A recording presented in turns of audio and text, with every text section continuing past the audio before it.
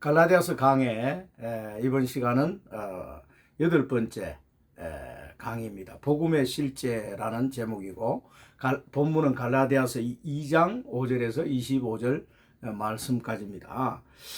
갈라디아서를 통해서 바울은 복음의 실제와 진리를 제시해 주고 있습니다. 복음의 기본적인 원칙을 말함으로써 기본이 신앙생활에 있어서 얼마나 중요한 것인가를 입증해 주고 있습니다. 모든 원리에 있어서 기본이 중요하죠.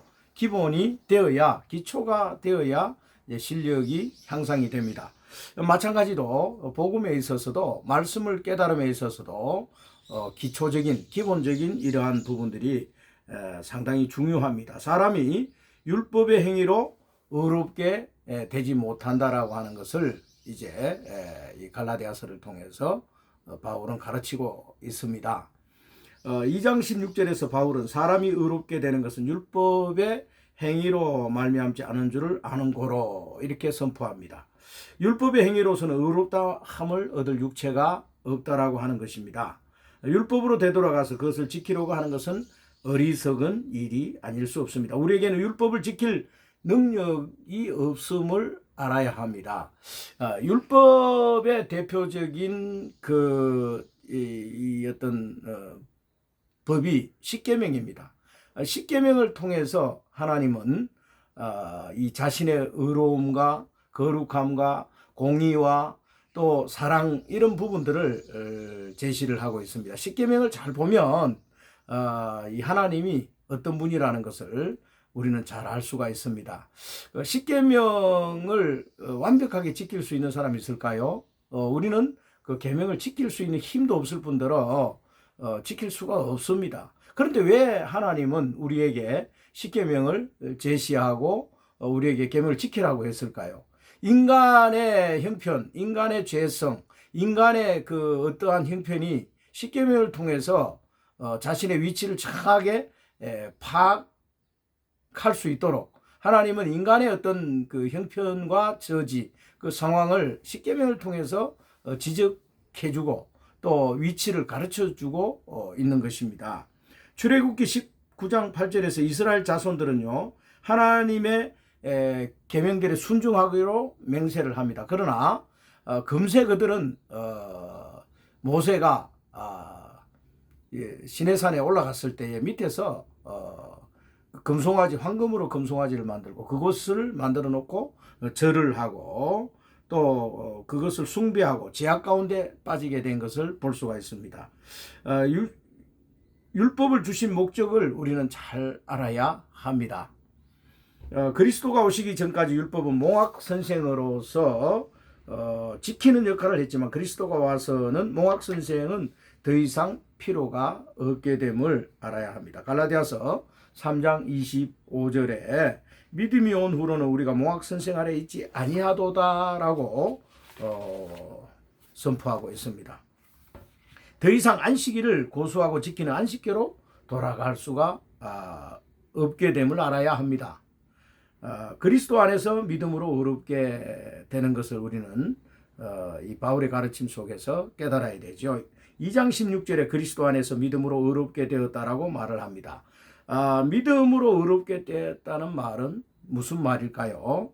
예수 그리스도를 믿음으로 그리스도와 내가 연합하게 되고 그 신비한 영적인 연합을 통해서 내가 그리스도 안에 그리스도가 내 안에 오심으로써 연합 안에서 의롭게 된다는 것입니다. 우리 스스로는 의롭게 될 수가 없죠.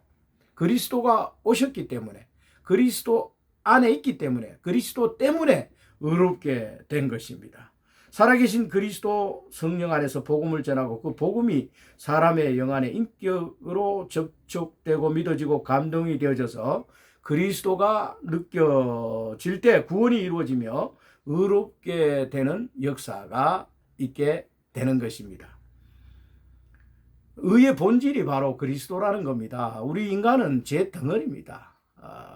죄로 말미암아 우리는 하나님의 영광에 이를 자가 아무도 없고 모든 사람이 죄를 범하였으며 하나님의 영광에 단 한 사람도 이룰 수가 없다라고 로마서 3장 23절에서 그렇게 선포하고 있죠. 인류의 죄를 위해 십자가를 지시고 사흘 만에 부활하신 예수 그리스도가 성령 안에서 믿어지고 내 안에 인칠 때 사람은 의롭게 되는 것입니다. 믿게 하심으로써 그리스도와 내가 하나를 이룰 때, 다시 말해서 유기적인 연합이 이루어질 때, 그리스도와 안에 내가, 또 그리스도가 내 안에 유기적인 연합을 통해서 우리는 의롭게 되는 것이고 구원이 발생하는 것이고 우리가 예수 안에서 새 생명을 얻게 되는 것입니다.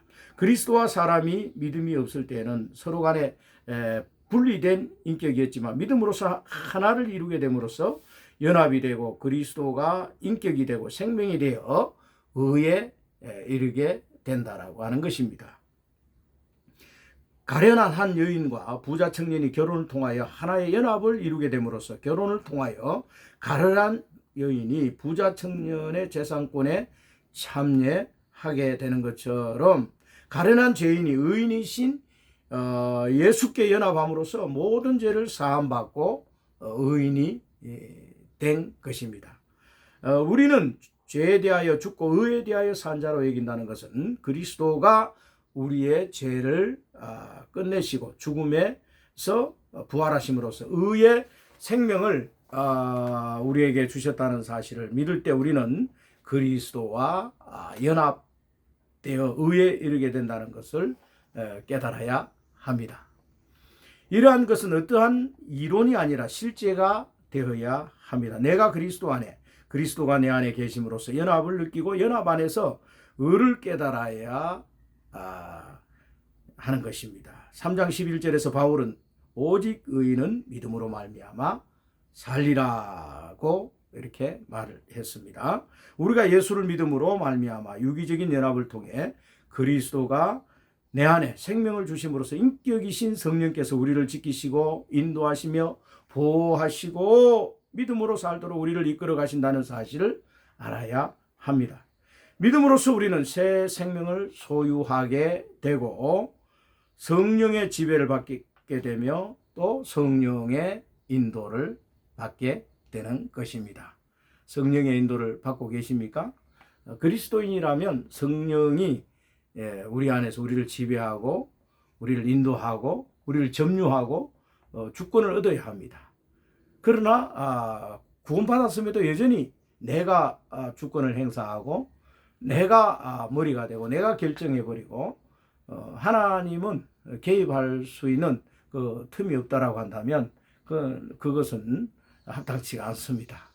성령께 모든 걸 내어드려야 하는 것이죠. 2장 19절에서 내가 율법으로 말미암아 율법을 향하여 죽었나니 이는 하나님을 향하여 살게 함이니라 라고 말합니다. 하나님의 의에 살기 위해서 우리는 늘 예수 그리스도가 나의 인격이 되고 생명이 되도록 기도해야 합니다. 예수가 나의 모든 것이 되어야 하죠. 나의 인도자, 나의 구원자, 나의 삶의 주인. 나는 예수께 점유되고 예수는 나를 인도하는 인도자가 되어야 하는 것이죠. 예수가 아닌 나의 혼이, 나의 생각이, 내 감정이 모든 것을 결정한다라고 한다면 주님의 주권을 인정하지 않는 것입니다. 주 예수여 믿습니다. 인도하시고 죄에 대하여 죽고 의에 대하여 살게 하소서. 이렇게 우리는 날마다 고백해야 합니다. 기도 없이는 우리는 죄를 짓고 의에 도달할 수가 없습니다. 끊임없이 예수를 의지하고 예수 안에 살아야만 의를 이루며 의가 우리 안에서 왕노릇하게 될 것입니다. 갈라디아서 2장 20절에 내가 그리스도와 함께 십자가에 못 박혔나니 그런즉 이제는 내가 산 것이 아니요 내 안에 그리스도께서 사신 것이다. 이렇게 갈라디아서 2장 20절 말씀에 선포됩니다. 이제는 내가 아닌 그리스도가 되어야 합니다. 이것이 복음의 기본적인 방면입니다. 갈라디아서 6장 15절에서 바울은 할례나 무할례나 아무것도 아니로되 오직 새로 지으심을 받은 자 뿐이니라고 말하고 있습니다. 새로 지으심을 받았다는 것은 새 창조 안에 새 사람으로 지음을 받았다라고 하는 것입니다. 이것은 그리스도와 연합을 말하고 있습니다. 우리는 믿음을 통하여 하나님의 아들과 연합되고 연합을 통하여 새 창조로 지음받은 새로운 인격체들이 된 것입니다. 하나님의 영적인 연합을 통해서, 하나님과 영적인 연합을 통해서, 주 예수님과 영적인 연합을 통해서, 성령님과 영적인 연합을 통해서 우리 새 창조로 지음받고 새로운 인격체들이 되었다라고 하는 사실을 우리는 깨달아야 합니다. 하나님과 영적인 연합을 통해서 예수 안에 그리스도가 내 안에 계심으로써 나의 의가 아닌 이제 그리스도의 의가 내 인격이 되고 내 생명이 되고 내 생활이 되고 내 삶이 될 때 나는 그리스도 안에서 안식과 만족을 누릴 수가 있는 것입니다. 이것이 참된 복음의 의인 것입니다. 복음을 깨달았다고 한다면 내가 아닌 이제 그리스도가 되어야 합니다. 내가 아닌 내 혼, 내 내 어떤 결정, 내 사상, 내 철학이 아닌 이제는 예수 그리스도의 정류와 예수 그리스도의 어떤 내 안에서의 주권과 예수 그리스도가 내 안에서 나의 머리가 되어야 된다는 것이죠. 교회의 머리는 그리스도입니다. 또한 성도의 머리 또한 그리스도입니다. 남편의 머리는 그리스도고요. 아내의 머리는 또 남편입니다. 이게 질서적으로 이렇게 맞는 것이죠. 요즘에 무슨 뭐 조선시대냐? 내가 당신 뭐 말을 듣게? 나도 고집이 있고, 나도 사상이 있고, 나도 결정권이 있고, 내 삶이 있는데 왜 당신께 내가 이렇게 순종하고 복종해야 되는데 요즘 조선시대야? 이렇게 많은 여성들이, 현대 여성들은 말할 수 있습니다. 그러나 이 성경에서는요, 이 아내의 머리는 남편이라고 분명하게 말하고 있습니다. 그리고 남편의 그 머리는 그리스도입니다. 우리가 그리스도께 주권을 드리지 않으면 우리는요, 죄가, 마귀가, 우리 육체가 우리를 끌고 갑니다. 결국은 뭡니까? 마귀의 속성은요, 죄성이고 그 죄성은요, 결국은 이기적인 어떤 상태로 돌입을 해서 분열과 분립, 그리고 연합이 아닌 이렇게 파괴를 가져오게 되는 것입니다. 그래서 우리는 그리스도 안에서 그리스도와 진정한 연합을 이룰 때, 또 가정 안에서도 아내와 남편이 서로 사랑하고 서로 순종하고 복종하고 그렇게 해서 하나님의 뜻을 찾는, 하나님의 인도를 받는 그런 가정이 되기 때문에 가정이 깨어지지는 않는 거죠. 오늘날 그리스도인의 가정들도 많이 깨어집니다. 그 이유가 무엇일까요? 그리스도를 머리 삼지 않고 또 아내가 남편에게 복종하지 않고 지금이 조선시대냐? 이렇게 따지기 때문에 결국은 그럼 뭐 당신 뜻대로 살아라. 그럼 난 나대로 살게. 이렇게 되는 거예요. 분리가 되는 거예요. 파괴가 되는 겁니다. 그리스도 안에서만 우리는 의롭게 되고 새롭게 되고 새 창조 안으로 회복이 되고 또 질서를 지킬 수가 있는 것입니다. 그리스도만이 해답이라는 것을 우리는 깨달아야 합니다. 분열의 모든 것은 그리스도가 없기 때문에 그렇습니다. 그리스도를 떠나서는 우리는 어떠한 의도 이룰 수 없으며 하나님을 향한 그 어떤 의로운 삶을 살 수가 없습니다.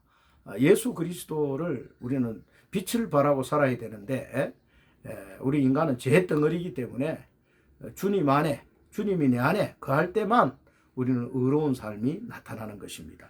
주님을 떠나서는 결단코 의가 없습니다. 나의 의는 다 가치가 없는 것이에요. 오직 예수 그리스도가 나의 전부가 되어야 하고 그분이 나의 전 존재가 되어서 내 인격을 사로잡을 때 나는 비로소 죄를 떠나서 의인의 삶을 살 수 있다는 것을 알아야 합니다. 사람은 모두가 죄인입니다. 예수만이 방법이며 구원이며 생명입니다. 그 어떤 것도 배설물로 여기고 오직 예수를 붙들고 예수를 통해서 하나님의 의의 영광을 나타내며 사는 그리스도인들이 되어야 할 것입니다. 이것이 바울 사도가 갈라디아 교회의 율법에서 이제 벗어나고 이 복음의 의가 또 예수 생명이 우리 안에 말씀으로 성령으로 들어와서 지배하고 또 그 인도를 받을 때 우리가 복음 안에서 내가 아닌 그리스도로 말미암아 거듭난 삶을 살 수 있다라고 하는 그 비밀을 가르쳐주고 있는 것입니다. 이 8강에서 우리가 배울 그런 내용은 이 복음의 실제가 무엇인가? 복음의 실제는 그리스도입니다. 내가 그리스도 안에, 그리스도가 내 안에 연합입니다. 이것이 복음의 실제라는 것을 아시고 구원받은 백성들은 내가 아닌 그리스도를 통해서 삶이 거듭난 사람으로서의 그 인격과 생활 또 내면의 모든 삶의 철학이 정립이 되어야 할 줄로 믿습니다. 오늘 또 그리스도 안에서 승리하는 삶이 되시기를 축원합니다. 감사합니다.